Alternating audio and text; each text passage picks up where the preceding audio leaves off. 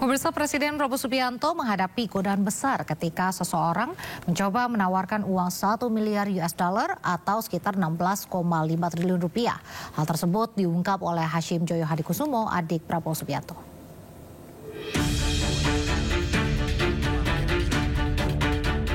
Utusan khusus Presiden Bidang Iklim dan Energi, Hashim Joyo Hadikusumo, mengungkapkan jumlah uang yang ditawarkan kepada Prabowo mencapai 1 miliar US dollar atau sekitar 16,5 triliun rupiah.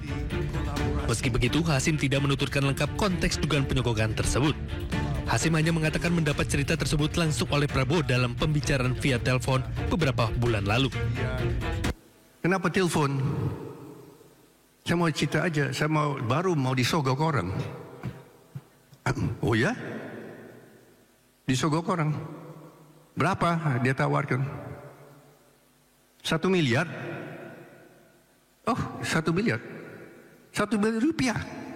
1 miliar dolar kamu.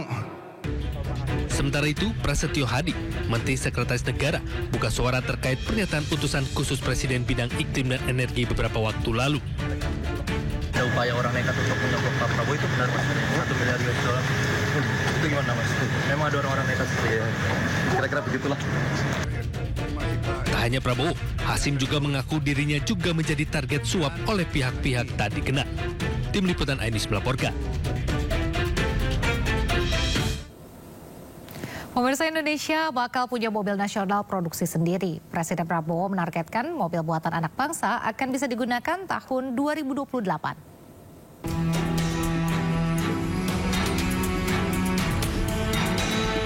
Setelah memiliki mobil Jeep buatan sendiri, Presiden Prabowo berencana akan membuat mobil dalam negeri.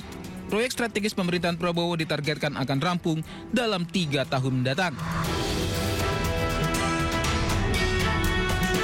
Dalam rapat kabinet yang digelar kemarin, Presiden Prabowo juga sebut pemerintah telah mempersiapkan alokasi anggaran hingga lokasi pabrik pembuatan mobil kebanggaan Indonesia ini.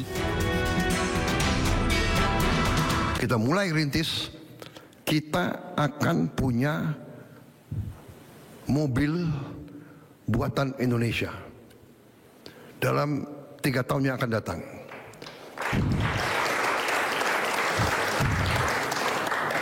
Saya sudah alokasi dana, sudah kita siapkan lahan untuk pabrik-pabriknya, sedang bekerja sekarang tim. Kita sudah menghasilkan Jeep buatan Indonesia. Jadi sekarang pejabat-pejabat kita, perwira-perwira kita bangga, kita tidak pakai Jeep buatan negara lain. Kita pakai Jeep buatan Indonesia sendiri.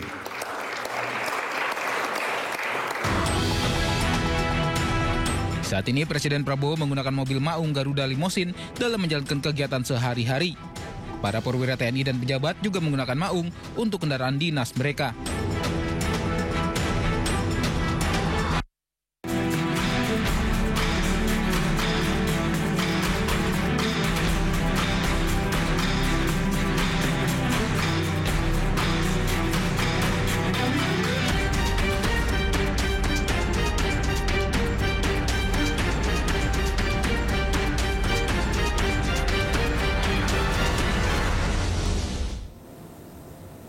Pemerintah resmi membentuk Satuan Tugas Percepatan Program Strategis Pemerintah untuk mempercepat pelaksanaan berbagai program prioritas nasional. Pembentukan Satgas ini untuk mengkoordinasikan dan mengkonsolidasikan program strategis agar berjalan efektif dan tepat sasaran. Pemerintah resmi membentuk Satuan Tugas Percepatan Program Strategis Pemerintah untuk mempercepat pelaksanaan berbagai program prioritas nasional. Satgas ini merupakan tindak lanjut dari arahan Presiden Prabowo Subianto dalam rapat terbatas pada 15 Oktober lalu.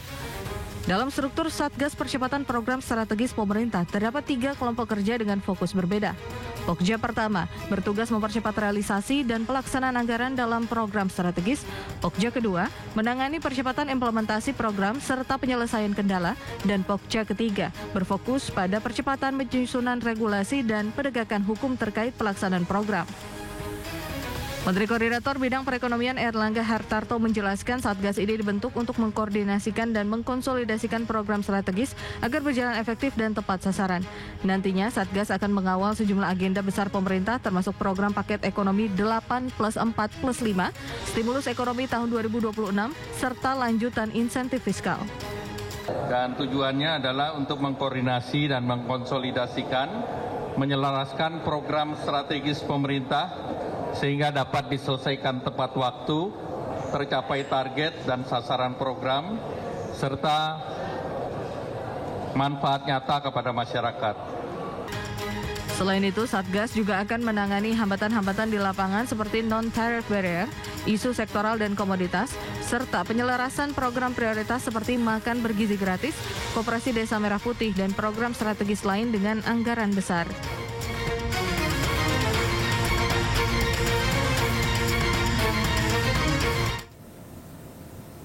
Menteri Keuangan Purbaya Yudisadewa yang juga terlibat dalam Pokja 2 menegaskan Satgas Percepatan Program Strategis Pemerintah akan memastikan setiap program pemerintah berjalan efektif dan anggaran diserap secara optimal.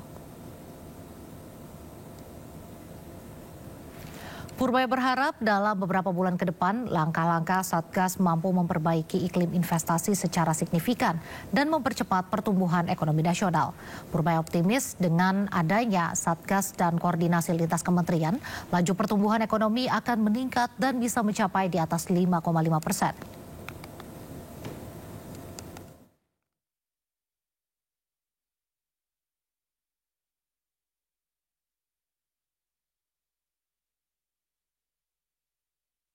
Sehingga dengan adanya stimulus dan program ini, saya harapkan nanti triwulan ini ekonomi kita bisa tumbuh di atas 5,5%, triwulan tahun depan bisa lebih cepat lagi.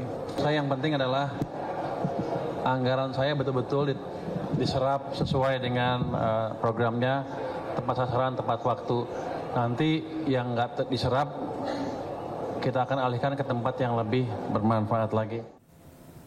Sejumlah pihak saling lempar kewajiban bayar utang kereta cepat Jakarta-Bandung. Menteri Keuangan tetap enggan membayar utang PT KCIC pakai APBN. Sementara Ketua Dewan Ekonomi Nasional Luhut Binsar Panjaitan menyatakan pemerintah dan pihak Tiongkok sepakat untuk melakukan restrukturisasi pembiayaan proyek kereta cepat.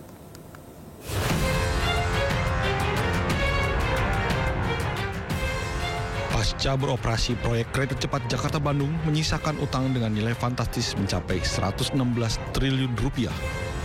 Utang ratusan triliun itu tak hanya menjadi beban bagi konsorsium BUMN yang terlibat, namun juga membuat pemerintah pusing 7 keliling. Menteri Keuangan Purbaya Yudisadewa enggan membayar utang proyek kereta cepat menggunakan uang APBN. Menteri Kobo ini dengan tegas menilai kewajiban bayar utang harus diselesaikan oleh BPI dan Antara. Begini, bukan utang yang nggak dibayar, kan pemerintah apa? Kalau dulu kan semuanya pemerintah yang tadinya begitu kan, tapi ketika udah dipisahkan dan seluruh dividen masuk ke Danantara cukup mampu untuk membayar itu. Jadi bukan nggak dibayar utangnya, dibayar tapi Danantara bukan APBN. Sementara Ketua Dewan Ekonomi Nasional Luhut Binsar Panjaitan buka suara mengenai pelunasan hutang kereta cepat WUS. Luhut menyampaikan jika pemerintah dan pihak Tiongkok telah sepakat untuk melakukan restrukturisasi pembiayaan proyek kereta cepat Jakarta-Bandung. Melalui restrukturisasi ini, maka jangka waktu pembayaran utang akan diperpanjang hingga 60 tahun sehingga beban keuangan menjadi lebih ringan. Sama dengan LRT mungkin ada gap-nya itu berapa triliun, nanti dari situ kita cicil sehingga dengan itu nanti bisa jalan. Tapi ingat ya, tidak ada public transportasi itu di dunia ini yang menguntungkan. Selalu banyak subsidi pemerintah, tapi tentu harus subsidi yang betul-betul terukur. Lebih lanjut, Luhut mengaku nantinya Presiden Prabowo Subianto akan menerbitkan Kepres untuk menentukan skema pelunasan utang kereta cepat WUS. Tim Liputan iNews melaporkan.